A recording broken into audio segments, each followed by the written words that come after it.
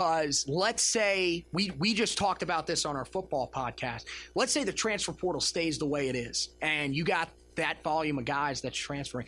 Most of the guys that were in the transfer portal that people were aggressively going after were shooters. Y'all perimeter players. Yep. So you can get shooters in the transfer portal as opposed to, getting big men. There's just not really that many in the transfer portal. So I think what Roy would rather do is recruit heavily inside.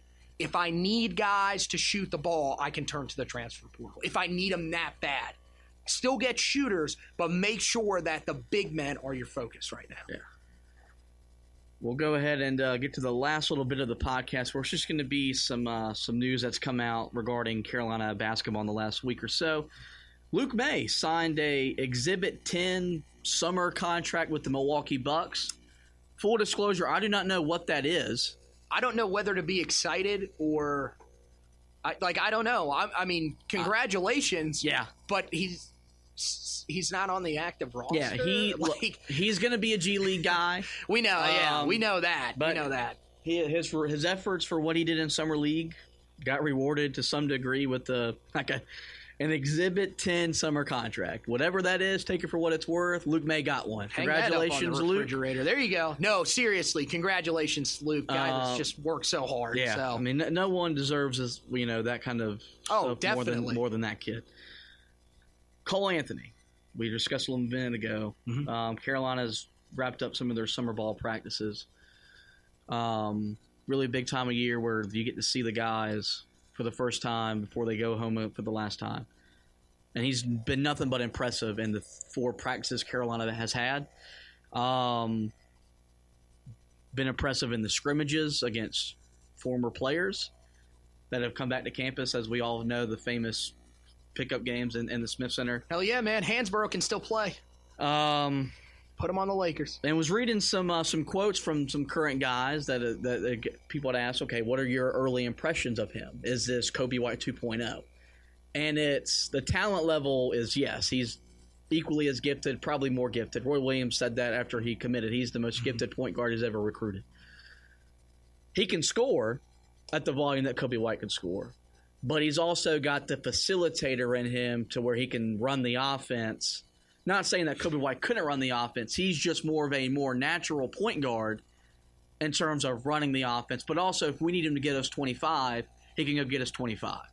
So you're saying that there's a chance he could be better than Kobe? Yes.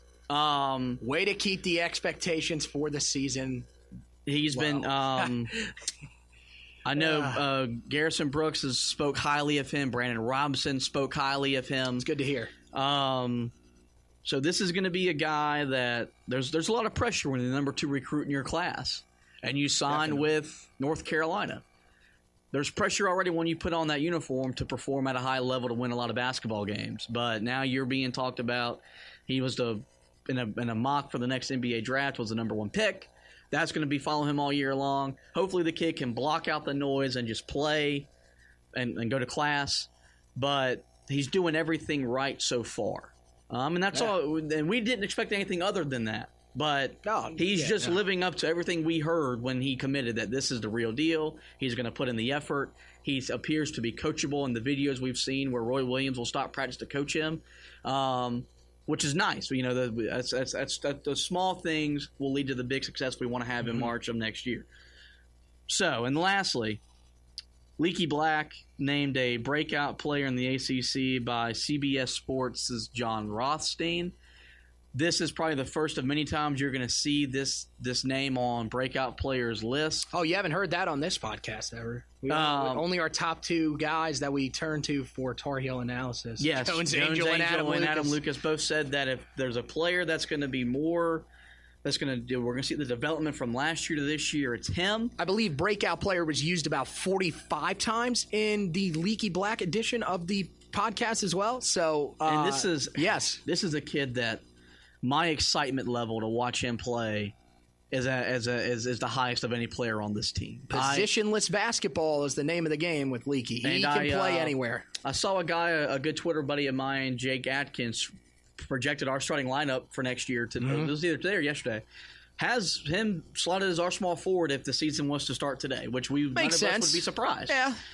We think at one point Roy Williams is going to be that guy that screws with that coach and puts him at the 4 just to say, okay, now what are you going to do? And there's going to be points where he puts him at the 1. So he plays everywhere. Like, literally, this dude can play everywhere on the floor. So keep an eye out for that name. You know the name, but this is not the first time you're going to see his name pop up on a list, and it's not the last time you're going to hear the name on this podcast. Right. We may rename the podcast during the season to the Leaky Black Show or something like that if he's as good as I think he's going to be. Probably think that's taken already. But that's the side show for Jones and Adam. That's their after show. And it probably is. They are the Leaky Train starters. So and the train has left the building. Wow, you guys got Leaky Train. We got Leaky Drain, y'all. Yeah, there we go. They got Train and we got Drain. Yeah, baby. But yeah, so that's it for this summer update, I guess is what we're calling this podcast. Do want to say something, and you brought this up when we did the Heel Tough blog before this. Right. If there's anybody out there that loves Carolina basketball and you want to contribute in some form, contact me. Email Joshua Marlowe 5, Twitter at Joshua Marlowe 5, Instagram, Facebook. You got my page, and there's a Roy's Voice page you can hit up.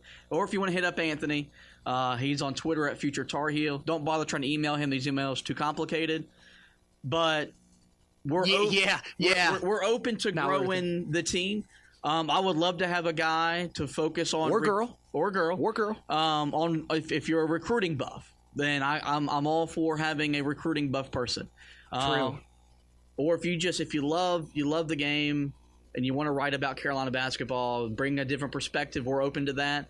Just hit us up on any of our social media pages, and we'll make sure it can get done for you, Tar Heel basketball fans. So, Anthony, I want to thank you guys for joining me. I want to remind you this podcast is brought to you by Carolina Electrical Services.